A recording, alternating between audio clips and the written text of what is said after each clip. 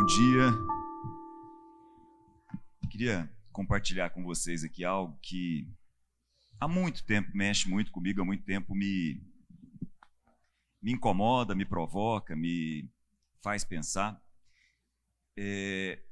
que é um momento de transição na história do povo de Israel em que o governo muda de um tipo para outro. E me chama muita atenção que aparecem dois reis marcantes na história de Israel.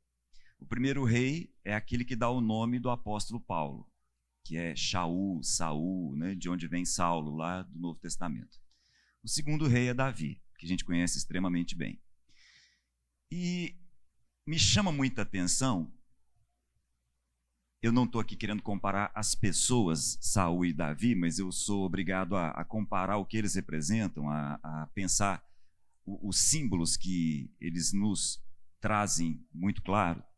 E me chama a atenção porque que, em algum momento, o profeta chega e diz: um desses reis foi rejeitado como rei, e o outro não foi rejeitado como rei, o outro vai ter a sua dinastia mantida para sempre.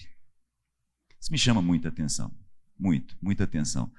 Porque quando a gente coloca a história de Davi e de Saul, e a gente vem conversando isso no nosso grupo, né, isso me chama muita atenção, quando a gente coloca a história desses dois reis numa balança de erros e acertos, a gente vai perceber que a gente não vai conseguir fechar essa contabilidade de uma maneira que a gente defina as coisas em cima daquilo que nós não fazemos, como você começou, né?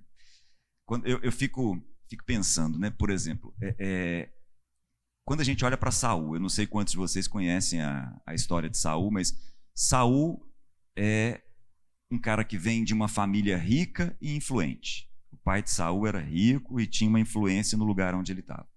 Saul é da tribo de Benjamim, que é uma tribo pequena, mas extremamente importante na história de Israel. Os principais guerreiros da história de Israel vêm da tribo de Benjamim. Saul é uma pessoa introvertida, pelo menos no primeiro momento, não faz muita questão de chamar a atenção, e é um homem com profundas, guarda isso, profundas experiências com o Espírito Santo de Deus. Saul é um homem que é usado por Deus como profeta, é um homem usado com Deus para dirigir o povo em várias batalhas e vitórias, sendo uma pessoa de experiências profundas com o Espírito Santo. Saul tem um filho que Davi nunca teve. Saul tem um filho que é Jonatas, que é um homem que é um exemplo de fé que Davi não tem na sua história. Na genealogia de Davi, a gente não encontra um filho como Saul tem. Jonatas é um homem que escutou do profeta o seguinte: Saul, meu pai, é aquele que vai livrar o meu povo das mãos dos filisteus. Ele creu nisso e foi para uma batalha sozinho, um homem de fé. Ao perceber que quem daria continuidade ao rei não seria ele, que era o primogênito, mas seria um outro, que é Davi, ele faz uma aliança de amizade com ele, um homem extremamente bem resolvido, um guerreiro de fé assim. Então Saul tem filhos que Davi nunca teve. Por outro lado, Davi, como a gente já sabe, é um homem que a gente diz que Davi adulterou com Batseba. Eu acho isso tão errado, porque aquilo não é um adultério, aquilo é um abuso. O rei manda chamar uma mulher que ele acha bonita lá e ele abusa dessa mulher. Essa é a grande verdade. Aquilo não é um adultério, né? E além disso, ainda tem o histórico que nós todos sabemos. E abusa do exercício do direito, do poder, de toda a posição. Exatamente. Como rei, ele poderia fazer isso, né? É um homem que depois é um assassino do marido dessa mulher. Essa história a gente conhece, mas eu vou contar uma que talvez você não conheça. Tem um momento na vida de Davi em que ele monta um grupo de pessoas que a Bíblia chama de vadios. Então, ele tem um grupo lá de perdidos e ele monta um exército com 400 homens. No momento em que ele está em conflito direto com o rei Saul. É uma outra história, não vou entrar nesse ponto aqui. Eu quero entrar no seguinte ponto. Ele monta um grupo. E esse grupo começa a fazer um trabalho muito parecido com o que nós chamamos de milícia. Porque ele começa a fazer a proteção de uma região. Ele começa a cuidar. É uma região de muitos assaltos, muitos ladrões. Ele começa a proteger aquela região. Aí naquela região tinha um cara muito rico, chamado Nabal. E ele está lá protegendo por conta dele. Ele está protegendo todo mundo ali, inclusive a fazenda do Nabal. Num determinado momento, Nabal começa uma festa que era muito comum naquela época, que era a festa da tosquia. Eu acho que a festa da tosquia é muito parecida com a nossa festa da laje. Quando a gente faz uma concretagem de uma laje, não sei se vocês conhecem essa história, né? Eu começou na engenharia, faz a concretagem da laje, aí tem um churrasco, né? Faz o churrasco, faz a festa da concretagem da laje. Então tinha a tosquia. A tosquia era um dia de muito trabalho, de muito exercício físico, mas que terminava com uma celebração, e isso fazia parte não só da cultura de Israel, mas das outras culturas ao redor. E aí, num determinado momento de festa, a festa da tosquia, Davi chega lá para o Nabal e fala assim: olha, prepara aí para a gente uma participação dessa festa aí, a gente quer participar desse negócio aí, estou com meus 400 homens aqui que estão te protegendo, então vou vir aqui cobrar por essa proteção. Aí Nabal fala assim: quem é Davi? Sei lá quem que é esse cara. Cuida da sua vida, Davi. Aí o Davi fala assim: Deus me castigue se eu não matar esse Nabal e todos os homens da família dele. Gente, que coisa mais sem sentido, isso. Esse é Davi. Perdeu total consciência do ungido e passa a ser um assassino em série nesse momento, né? Ele não estava ali agora miliciano, exatamente, cobrando pela proteção. É mais ou menos como ele começou, né? Ele já era miliciano nos tempos de Saul. Ele tinha uma milícia lá nas cavernas. Então, é esse grupo, né? Que continuou com ele. Exatamente. Então, assim, voltando ao meu ponto de partida, numa balança de erros e acertos, eu não sei quem é que a gente vai encontrar com mais acertos e mais erros nessa balança. Com isso, eu tenho que abrir um parêntese importante. Em hipótese alguma, eu estou aqui minimizando os erros. Tem que tomar um certo cuidado, porque senão fica parecendo até que não, o que Davi fez não tem problema não. Tem sim, e ele sabe dos problemas que ele teve que enfrentar a partir de todos os erros que ele cometeu. No final da vida dele, resolve da cabeça dele contar quantos homens preparados para a guerra Israel e Judá tinham, e aquilo foi um problema sério. Um esforço de 9 meses, com toda uma equipe, quase um ano para contar todo mundo ali. Como se isso fosse fazer alguma diferença. Como se isso fosse algo que Deus tivesse dito para ele fazer em algum momento, faz da cabeça dele. E aquilo causa uma série de problemas. Então, esse é Davi. No entanto, num determinado momento, eu queria olhar isso com vocês, se você puder abrir lá em 1 Samuel capítulo 13, num determinado momento, o profeta Samuel diz assim: você foi rejeitado e eu vou buscar um outro. Esse ponto eu queria destacar, 1 Samuel 13.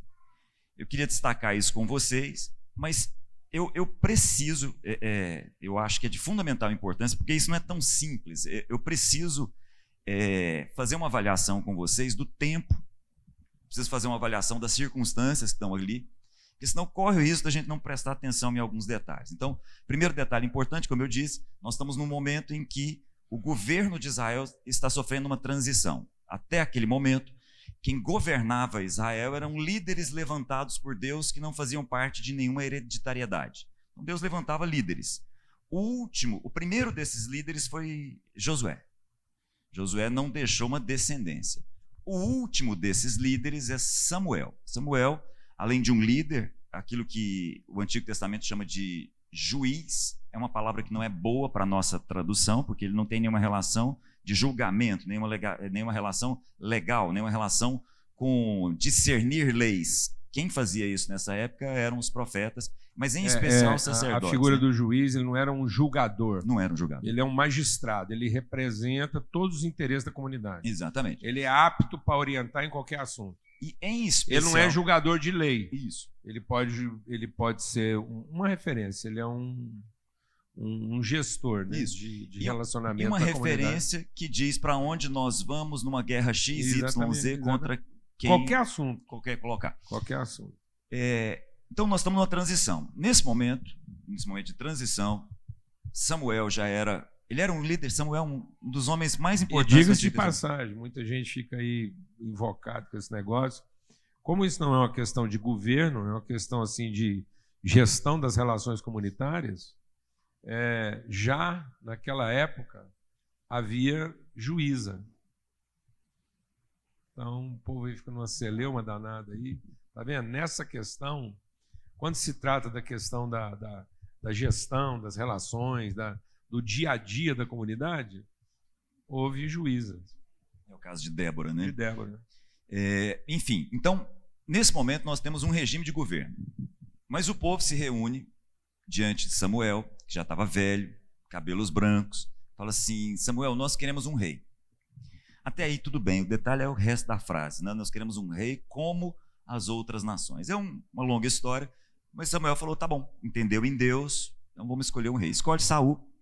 Saul é ungido. Saul era um cara muito bonito. Saul era um cara que se destacava pela beleza, se destacava pela família, se destacava pela influência. Principalmente pela altura. É a primeira característica que deram dele, porque ele era mais alto do que todo mundo. Isso diz muito do ponto de vista filosófico. Exatamente. E bonito. Né? E, além de tudo, um cara bonito. E aí é Saul eleito, escolhido por Deus, ungido por Deus. É um homem que, usado pelo Espírito Santo, leva o povo a várias vitórias. Mas voltando aqui, no discernimento do tempo. Nesse momento, a história do povo de Israel é uma história muito ruim. O povo de Israel, nesse momento, não vive um dos seus melhores momentos. Na verdade, um dos seus piores momentos. Por quê? Porque nesse momento, na história de Israel, havia uma mistura entre o Deus de Israel e o Deus dos cananeus que estava ali, ou os deuses cananeus que estavam ali. O que eu estou querendo dizer com isso? Esse é um momento muito ruim na história de Israel, porque ao invés dos israelitas influenciarem os povos que estavam ali ao redor deles, eles eram influenciados pelos povos que eles deveriam influenciar. Repete isso mais 2 vezes. Esse é um ponto assim que a gente não percebe no Antigo Testamento. Sabe por quê? Eu não sei se você sabe, mas esse foi o assunto da nossa live hoje de manhã. Não sabe. Aliás, o texto. Você está brincando? Estou te falando, a gente leu lá em 1 Samuel 11, 12, 13. Exato. Eu estou te falando que a gente está no mesmo espírito. E falando exatamente sobre isso. Então, por favor, repita pelo menos mais. Porque a gente precisa entender. Tem um momento na história do povo de Israel que Deus chama e fala assim: olha, queria dizer para vocês vão ser, para mim, um reino de sacerdotes. E vocês vão fazer para o restante do mundo o papel de sacerdócio. E esse povo... É vocês que vão dar a direção. Vocês é que vão fazer com que esse povo olhe para quem eu sou e vão descobrir quem eles são a partir de vocês. Vocês são, desde aquela época, os luzeiros desse mundo. Vocês não vão ter que escolher nenhum modelo humano. Vocês serão a referência para qualquer modelo. E aí, nesse momento, infelizmente, eles perdem total consciência de quem eles são. E ao invés de serem a luz no lugar onde eles estão, eles não sabem quem é o Deus Criador e Baal.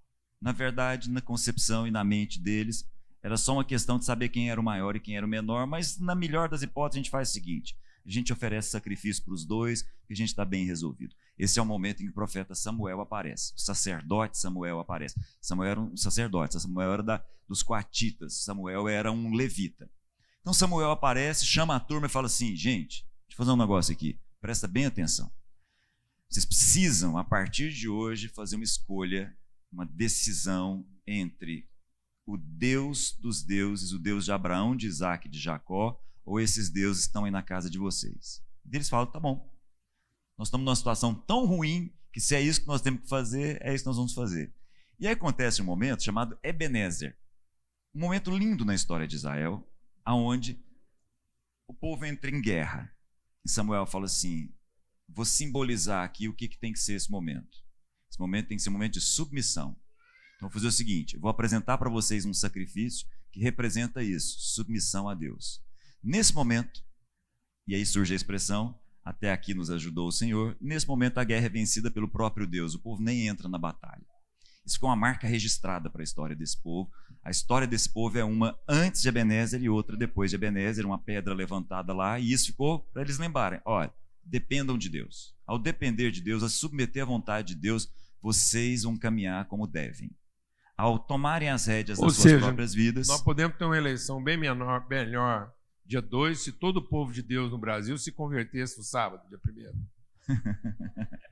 E servisse como referência para todo o restante. Se a gente tivesse uma pacificação dos ânimos de todo cristão, e todo cristão no Brasil não se visse mais como inimigo, que a gente trouxesse uma luz. A gente podia até ser surpreendido no domingo, né? Podia ser uma coisa assim nunca vista, né? A história. São momentos, né, Paulo Júnior? Assim, lógico, lógico. Tem momentos, por exemplo, no momento... Não, mas como já aconteceram, a gente tem que crer que pode acontecer de novo, né, mano? Claro. Amém? Amém. Posso ouvir um amém? Porque às vezes a gente fala essas coisas e o povo fala assim, muito difícil. Aí lascou. Sempre foi. Nunca foi fácil. Sempre foi muito difícil. Lascou.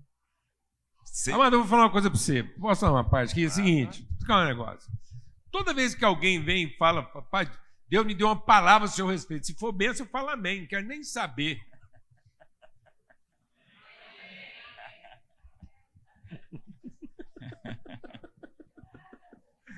Tem mais é concordar com o profeta. Amém? Amém. Porque, voltando, a gente tem tanta dificuldade com o sim, né? Você começou falando a respeito disso. Deixa eu abrir um parêntese aqui, mas eu vou voltar, viu, gente? Não se preocupa, não. Você começou falando a respeito da lei. E a lei é um problema que nos condena, porque a lei começa com não o tempo inteiro. E, na verdade, Jesus vem e fala assim, vamos fazer o seguinte, vamos voltar a lei ao seu princípio, que ela nunca foi um não, ela sempre foi um sim. A lei sempre foi um sim. Esse é o ponto. A lei sempre foi coma. Nunca foi não coma. Então, a lei não é não matar, não roubar. A lei lá no Levítico sempre foi amarás. Depois veio... a Constituição. Esse é um ponto. Mas voltando. Então tá lá aquele momento muito importante. E aí tem um detalhe que acho que vale a pena a gente não perder de vista. Surge, na minha opinião, muito propriamente, surgem os povos chamados povos que vêm do mar. São o que a gente chama de filisteus. Um grupo de povos, 5 povos que vêm do mar Mediterrâneo, se instala naquela região dos cananeus. Era um povo diferente. Eles dominavam a arte da navegação, eles dominavam a arte dos metais, eles sabiam trabalhar o ferro como os cananeus não sabiam. Isso é um detalhe muito interessante, porque também dá para a gente uma noção de quando é que isso aconteceu. Nós estamos falando da idade dos metais, então tem muito tempo. Mas os filisteus chegaram naquele lugar e começaram a tomar conta daquele lugar. Num determinado momento, os filisteus resolvem ir para uma guerra com o povo de Israel. O povo de Israel, mostrando exatamente que coração eles tinham, fala assim, vamos resolver isso aqui, ué. Vamos pegar a arca, vamos trazer para cá. Ao invés de perceber o símbolo espiritual da arca, enxergam naquilo um instrumento mágico, um instrumento religioso. E aí a arca é levada pelos filisteus. E não místico. É esse o ponto. Muito bem. Surge o profeta Samuel então unge Saul como rei. E aí vem o detalhe. Vou lá agora então, depois dessa longa introdução, vou para o ponto. Está lá Samuel, capítulo 13, dizendo assim no versículo 1. 13, 1. Saul tinha 30 anos de idade quando começou a reinar em Israel. E reinou sobre Israel 42 anos. Algumas versões, dependendo da sua versão, pode ser que coloque 40. Versículo 3 diz assim, Jonatas, olha o filho dele, Jonatas, atacou, ele por conta própria, atacou os destacamentos dos filisteus em Gibeá. E os filisteus foram informados disso. Só um parêntese, desde Samuel não havia guerra entre os filisteus e os judeus.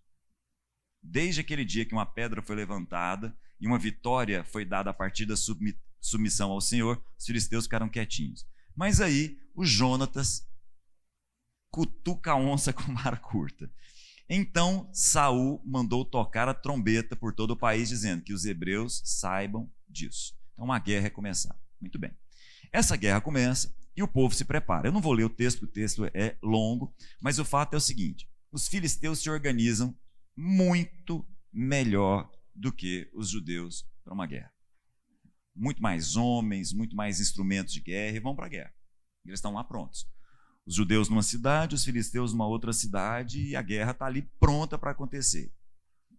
Saul, o rei Saul, percebe os seus soldados morrendo de medo, começando a entrar em cavernas e começando a fugir. Ele espera, o profeta Samuel não aparece. Espera mais um pouco, o profeta Samuel não aparece. Ele resolve fazer o seguinte: deixa eu fazer o que o profeta, o que o sacerdote fez. Traz aí um animal, vou oferecer em holocausto. Ao fazer isso, ele comete um erro seríssimo na história do povo de Israel. Porque em Israel, sacerdotes ungem reis, reis não ungem sacerdotes. Eu vou repetir. Diferente de todas as outras nações, o rei em Israel é só um rei, ungido por Deus. Mas ele ouve o profeta e se submete ao sacerdote. E detalhe, haviam sacerdotes ali. Um deles, aparece no texto mais adiante, é Gaia, está lá. Havia sacerdote ali, mas ele fala assim: não, eu vou fazer como as outras nações fazem. Eu sou o rei, vou oferecer um sacrifício aí. Ele oferece o sacrifício, Samuel aparece. E aí, quando Samuel aparece, dá uma olhada comigo no versículo 9. Versículo 11. Perguntou-lhe Samuel, o profeta perguntou. Cuidado para não confundir Saul com Samuel. O que você fez? Saul respondeu: quando vi que os soldados estavam se dispersando e que não tinhas chegado no prazo estabelecido e que os filisteus estavam reunidos em Micmas, pensei: agora os filisteus me atacarão em Gilgal e eu não busquei o Senhor. Por isso, senti-me obrigado a oferecer o holocausto. Diz Samuel: você agiu como um tolo. Tolo não é burro. Importante a gente entender isso. Tolo na Bíblia não é uma pessoa que tem problema de cognição, não é uma pessoa que não é um estúpido. Não é um estúpido, é um não imprudente. Uma pessoa que não sabe fazer uma soma de 1 mais 1. Não, ele simplesmente tem uma outra forma de pensar que não aquela que o próprio Deus direciona. É a pessoa que cria um caminho para si. É uma outra história. Tem uma figura, até usei hoje de manhã, que eu acho que exemplifica bem a diferença entre um tolo e um estúpido. Nabucodonosor. Ele construiu Babilônia, considerado uma das maiores obras de arquitetura e um reino incomparável. Aqueduto, jardim suspenso, construções, casa, um reino poderosíssimo, Nabucodonosor. Só que ele se achava. E Deus falou assim: eu vou mostrar para você quem você é por dentro. E fez ele virar um asno pastador de relva. É isso. Um cara empreendedor, um conquistador, um rei poderosíssimo. Aos olhos de Deus, um asno. Um jumento, comedor de capim. Para os homens, um baita do empreendedor. Alguém que talvez nunca foi superado em construção, edificação, ciência. A corte de Nabucodonosor foi uma das cortes mais evoluídas em termos de ciência. Aos olhos de Deus, um comedor de capim. Um estúpido. Hã? Um estúpido. Um estúpido. Mas aí, Samuel, você agiu como um tolo, desobedecendo ao mandamento que o Senhor, o seu Deus, deu a você. E aí ele diz assim: se tivesse obedecido, ele teria estabelecido para sempre o seu reino. Mas agora, e aí isso é muito interessante. A gente costuma dizer assim: quem é Davi? É um homem segundo o coração de Deus. Talvez ele mesmo nunca tenha ouvido isso. Porque a expressão Davi como um homem segundo o coração de Deus surge desse diálogo e só. E vai aparecer de novo no Novo Testamento. Aí olha só, versículo 14. Mas agora o seu reinado não permanecerá. O Senhor procurou um homem segundo o seu coração e o designou líder de seu povo, pois você não obedeceu ao mandamento do Senhor. E Samuel simplesmente vira as costas e vai embora. Simplesmente, então Samuel partiu de Gilgal e vazou, literalmente. Bom, eu vou pular aqui, porque é longa essa história, ela merece cuidado, mas o fato é o seguinte: eles acabam vencendo, na fé de Jonatas. Eles acabam vencendo essa batalha que está aqui, porque literalmente o terror se abate sobre eles em cima de uma atitude de Jonatas. Mas voltando aqui, voltando ao início, de onde eu comecei. Numa balança de erros e acertos, Davi e Saul vão nos confundir. Então, aonde é que está o problema de Saul e por que ele foi rejeitado como rei? A gente pode dizer assim, porque ele agiu contrário às ordens do Senhor, fazendo o papel de sacerdote sendo rei. Mas eu quero dar um passo mais adiante, porque a minha questão não é Saul, a minha questão somos nós. A grande verdade é que o problema de Saul estava no coração. Tanto que o texto diz, procurei um homem com outro coração. Então o problema de Saul é um problema que está no coração. Não é bem o que Saul faz ou deixa de fazer, mas é com que coração ele faz ou deixa de fazer o quê. E a continuidade do texto vai nos mostrando mais algumas coisas que vão revelar para a gente o coração de Saul. E algumas dessas coisas talvez até passem batidas, às vezes a gente não percebe. Isso vai ficar claro para a gente pelo seguinte, a guerra vai começar. Aí Saul vê, fala, opa, começou a guerra, e eu estou vendo que os filisteus estão confusos, vamos fazer o seguinte, traz a arca. A arca? Na altura do campeonato, vocês não aprendeu no episódio que já aconteceu? Aí ele percebe que não precisa dar, não precisa não, pode deixar, vamos continuar com a guerra aqui. Beleza, continua, vencem a guerra. Jóia. Mais adiante, Deus, através do profeta Samuel, chama Saul de novo e fala assim, olha, é o seguinte, quero que você vá para uma guerra. Não vou entrar no detalhe aqui, mas resumindo é o seguinte, quero que você vá para uma guerra e nessa guerra não é para deixar despojos.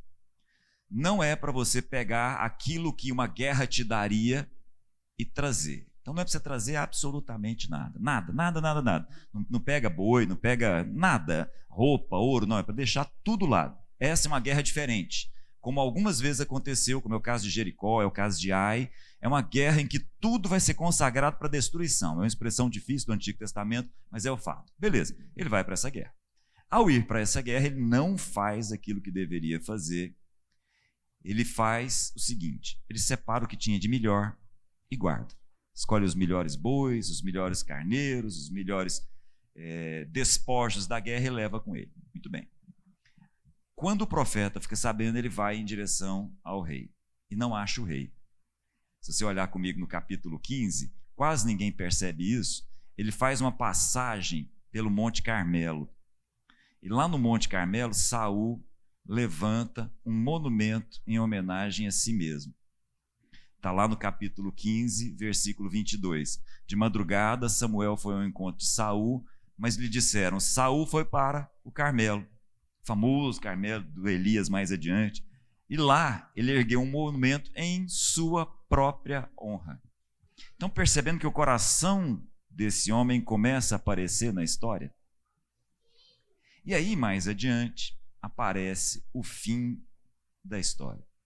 O profeta chega e fala, o que é isso? O que você fez? Ele falou, eu fiz o que Deus mandou. Aí o profeta, mas eu estou escutando um monte de barulho de animal aí. Aí ele diz assim, os soldados. E um coração problemático sempre joga para o outro a questão. Os soldados tomaram ovelhas e bois do despojo, o melhor do que estava consagrado para Deus, para a destruição, a fim, e agora cuidado, a fim de sacrificarem ao Senhor o seu Deus. Eu não consigo imaginar Davi um dia na vida conversando com o profeta, conversando com o sacerdote, conversando com o povo, conversando com quem quer que seja, falando a respeito do Deus de Israel como o seu Deus. Quando? Então isso vai mostrando o coração de Saul, e eu vou voltar de onde eu comecei. O meu ponto não é o coração de Saul, o meu ponto é o nosso coração. E com que coração nós estamos fazendo o quê? Esse foi o início, inclusive, da sua fala, né? E aí, gente, todos os nossos erros e acertos, eles têm consequências. Mas as nossas vidas são determinadas pelo nosso coração. Eu vou repetir. A depender do nosso coração, nós nos transformamos em pessoas espirituais ou em pessoas religiosas. Corações que se permitem ser sondados por Deus nas suas motivações são corações levados a um nível de espiritualidade, como é o caso de Davi. Corações que não se permitem ser sondados por Deus, são corações religiosos. A vida de Saul é marcada como quem tenta manipular o sagrado. A vida de Davi é uma vida de quem sempre tem a seguinte marca: me sonda. Senhor, o Senhor sabe do que vai na minha língua antes mesmo que a palavra chegue. O Senhor sabe de absolutamente tudo. Eu é que não sei. O Senhor sabe de todos os pensamentos do meu coração. O Senhor sabe de absolutamente tudo a meu respeito, antes mesmo que isso aconteça. Se eu for para um lugar, o Senhor está lá. Se eu for para um outro lugar, o Senhor está lá também e até antes de mim. Então a questão não é o Senhor, a questão sou eu. Então, por favor, me sonda. Amém. E me deixa conhecer o resultado da sondagem que o Senhor faz do meu coração, que o Senhor já sabe. Então a questão das nossas vidas, gente, como por exemplo a eleição, como por exemplo todas as questões que envolvem as nossas decisões, não é bem o que nós vamos decidir, é com que coração nós vamos tomar essa decisão. Esse coração foi sondado por Deus. Eu vou dizer para vocês que essa é a maior diferença, e cada vez estou mais convicto disso, a respeito de Davi e Saul. Não é uma questão de erros e acertos, é uma questão de com que coração, com que motivação as decisões são tomadas e os caminhos são traçados. Lembrando sempre, caminho não é estrada. Lembrando do filósofo do Skank, caminho só existe quando você passa. Estrada que está lá. Os caminhos que passam a existir quando nós passamos dependem de com que coração nós estamos passando por esse caminho. Exatamente. Esse é o ponto. E nem toda estrada é caminho, porque só é caminho aquela que nos leva ao nosso destino. E tem estrada que nos afasta dele. Tem estrada que nos desvia dele. E olha, amados, hoje nós temos que levantar um clamor. Essa semana tem que ser uma semana de muita oração, muito quebrantamento entre nós. Porque o que está no horizonte do nosso país é profundamente desafiador. Não estão previstos tempos fáceis. E eu vou dizer uma coisa com muita seriedade. Qualquer que seja o resultado, logicamente, nós vamos ter situações mais favoráveis ou menos favoráveis, mas a minha grande angústia é a angústia de Neemias. Neemias entendeu que a cidade de Deus estava em ruínas, não por conta de quem governava sobre ela, mas por conta da postura do povo diante de Deus. É o povo que tinha pecado. É o povo que tinha se desviado. O nosso país não está vivendo tudo que está vivendo em função só dos seus governantes. Os nossos governos retratam o coração do nosso povo, principalmente o coração da igreja. Um povo que reivindica direitos, mas não assume responsabilidade. Um povo que está disposto a fazer guerra para manter o direito adquirido, mas não quer fazer sacrifício no sentido de exercer a responsabilidade. Um povo que convive com injustiça. Um povo que convive com violência. Um povo que convive com saúde ruim, educação ruim. E acha que isso é responsabilidade exclusiva dos governantes. Não, amados. Os governantes são responsabilidade nossa. Nós não somos responsabilidade dos governantes. Os governantes são responsabilidade nossa. Nós somos sacerdotes e eles são os reis. E sabe, amados, essa história do Saul, do Davi, do Neemias. Amados, Neemias revolucionou a história como servidor divino do rei Artaxerxes. O rei Artaxerxes representa o Império Persa, um dos impérios mais poderosos que já pisaram na face da terra. No tempo da Pérsia, ele dominou o Egito e a Babilônia. Para vocês entenderem que não tinha para ninguém. O Artaxerxes era o Artaxerxes. A Grécia, o Egito e a Babilônia estavam... Toda a Palestina. Nunca na história isso tinha acontecido.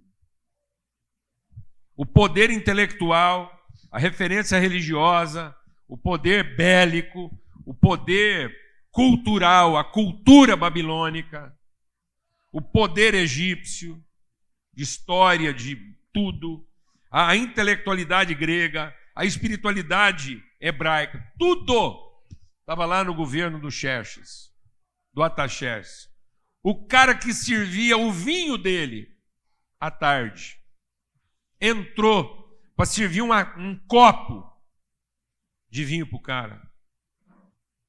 Depois de ter orado, depois ele ter assumido a responsabilidade, depois dele ter chorado a condição do seu povo, não se vitimizado. Neemias não se vitimizou. Neemias não pediu um governante. Neemias não pediu a morte do Artaxerxes.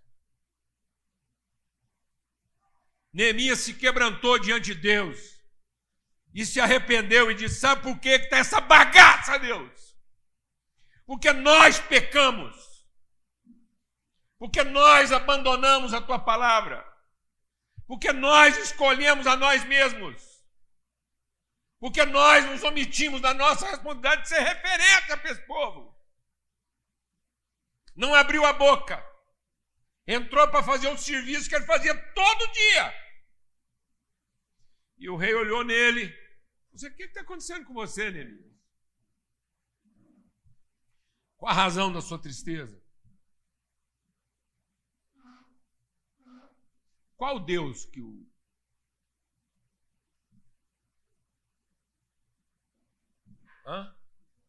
Fala para mim. O Artaxerxes era de direita ou de esquerda?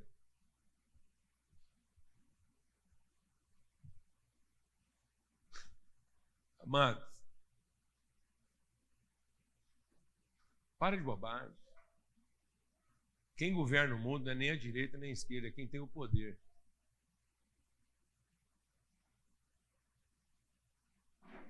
O poder não está em busca de ideologia, o poder se utiliza das ideologias para ser poder. Não existe nenhuma ideologia no planeta que represente nossos valores. Existe? Existe. Existe de maneira pura, verdadeira, autêntica, alguma ideologia nesse planeta que represente de forma absoluta nossos valores. Então, de quem que é a responsabilidade, amado? De quem que é a responsabilidade, amado? Ainda que nós sejamos o quê? O garçom, servidor de água no palácio, quebrantado, submisso a Deus, assumindo sua responsabilidade, engajado com a sua vocação, e o rei mais poderoso do planeta, o que está pegando? Ô meu povo, seguinte, está aqui um salvo-conduto. Você percorre a terra onde eu domino. Se você precisar de um prego, é uma barra de ouro, quem não te entregar isso, eu mato. Vai lá e cumpre a sua vocação. Quem impede a igreja de cumprir sua vocação? Mano? Quem impede a igreja de cumprir sua vocação? Ela mesma. Sua própria idolatria, sua própria insubmissão, sua própria falta de compromisso, a forma como ela procura seus próprios interesses e a fé para defender os seus direitos e não para assumir sua responsabilidade. O cara saiu de servidor de água a príncipe. Mal sabia o Artaxerxes que ele estava assinando a carta da sua derrota.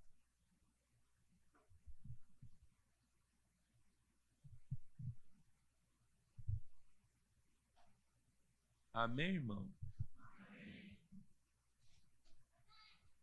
Como Nabucodonosor, como o faraó do Egito, como Pôncio Pilatos. De que partido eram esses homens? De que partido era o faraó? O que o faraó representava? Um partido? Não, ele representava o poder sem orientação de Deus. O que Nabucodonosor representava? O poder sem orientação de Deus.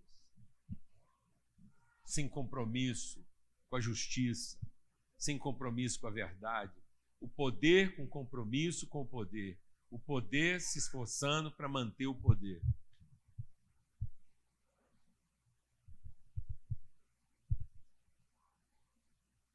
Qual partido Nabucodonosor? Pôncio Pilatos. O que Roma representava? Qual era o partido de Roma?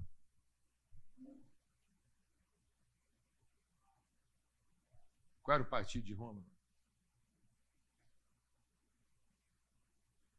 Quem foi responsável pela construção daquilo que é referência de código penal e judiciário no mundo?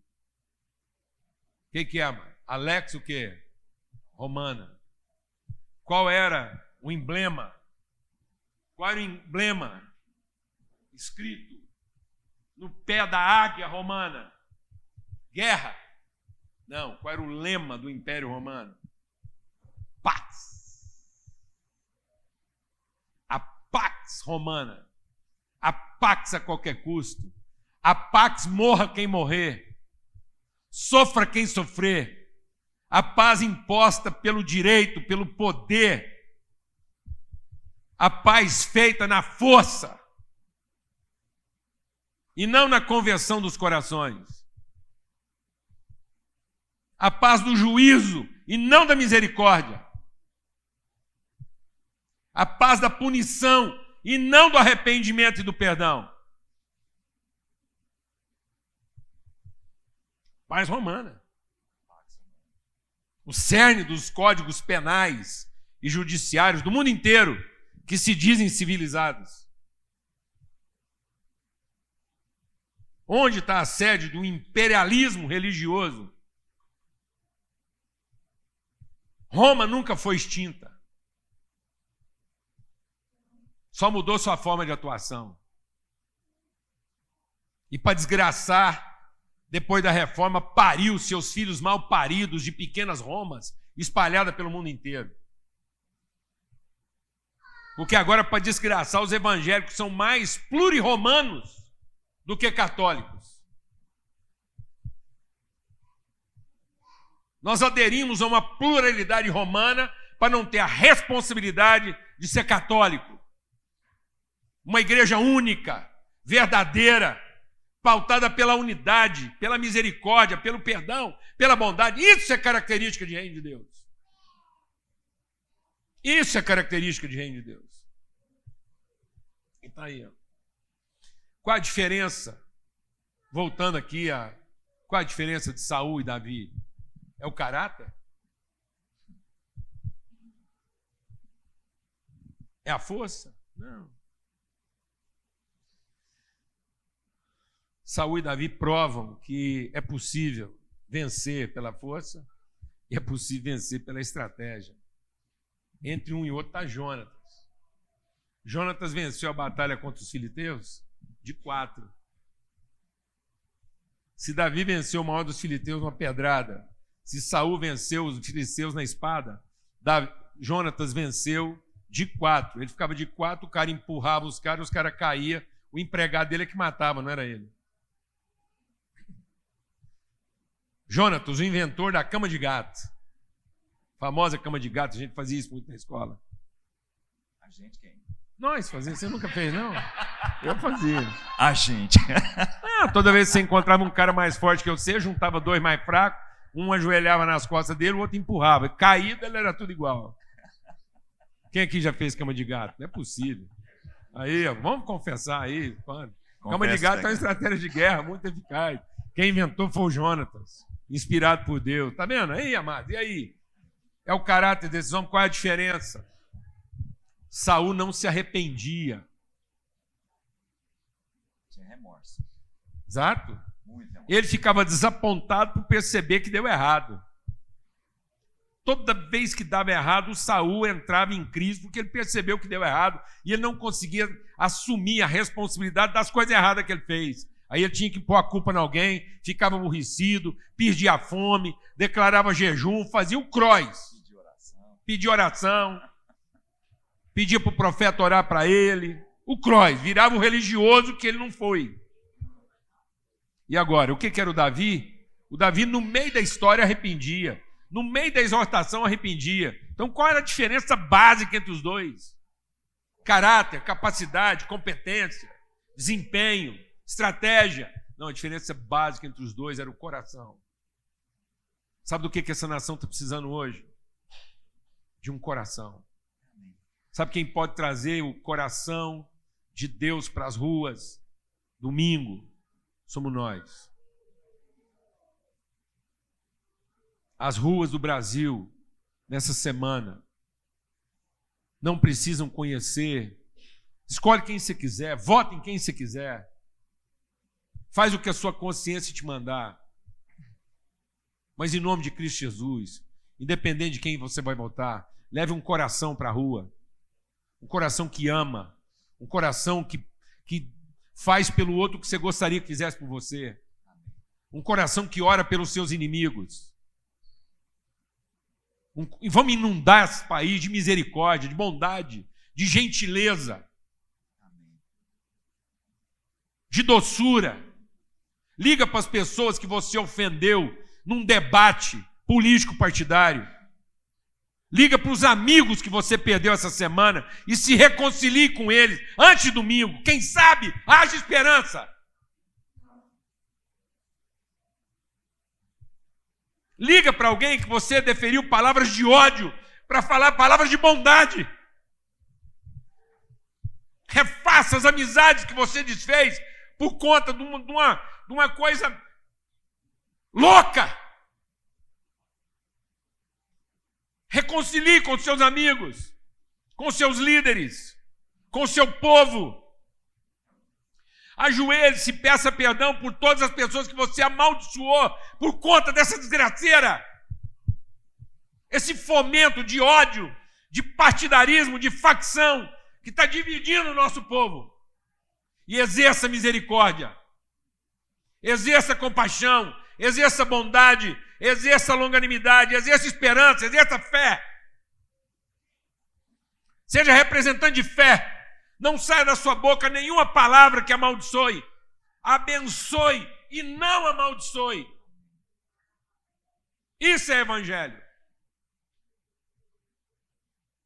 Reconcilie-se. Arrependa-se. É isso que Deus está pedindo para nós. Foi isso que o Neemias fez lá no quarto dele. Ele se arrependeu. Ele se reconciliou com Deus.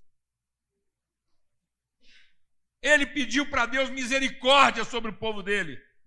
Usa a minha vida para reconduzir o nosso povo à verdade. E não há homem poderoso no planeta que será capaz de resistir a você. Começa hoje. Começa uma semana que pode transformar nossa nação. Quem estiver escutando a gente aí de longe, liga. Liga para a pessoa que você está carregando ódio a respeito dela. Eu conheço irmãos que comiam na mesma mesa. Hoje não podem sentar na frente um do outro. Não conseguem ter 5 minutos de conversa um com o outro. Se odeiam. Pensando que ódio, raiva, amargura, contenda vai trazer cura para esse país. Quando Deus, só concluindo, quando Deus falou assim, ó Samuel, aliás, Samuel mandou Deus falar para Saul, ó Saul, se você tivesse feito bem, hoje o seu reinado tinha se firmado. A gente às vezes lê esses textos e fica pensando, bom, então Deus estava esperando o comportamento de Saul, que quem sabe Saul ficava. Não se iluda. Presta atenção no que Deus está falando. Se hoje você tivesse se comportado bem, seu reinado tinha se firmado. Agora veja o que Deus está dizendo para nós. Só que você nunca foi essa pessoa.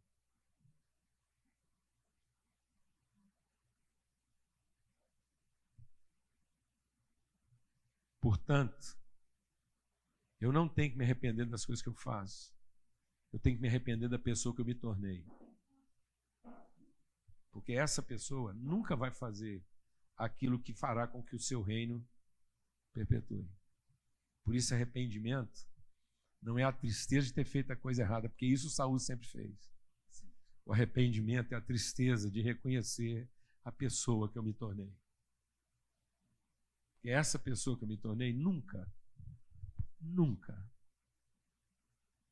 vai fazer alguma coisa que permaneça. Então eu tenho que voltar lá e nascer de novo. Eu tenho que me arrepender da pessoa que eu me tornei. E não continuar triste com as coisas que eu faço e as consequências que essas coisas que eu faço têm. Amém, amados? Amém. A paz de Cristo Jesus, o Senhor. A paz de Cristo Jesus, o Senhor, seja sobre essa nação. Eu quero continuar orando até o último minuto, para que haja cura no coração da igreja. Vamos em paz, uma boa semana para todos. Amém.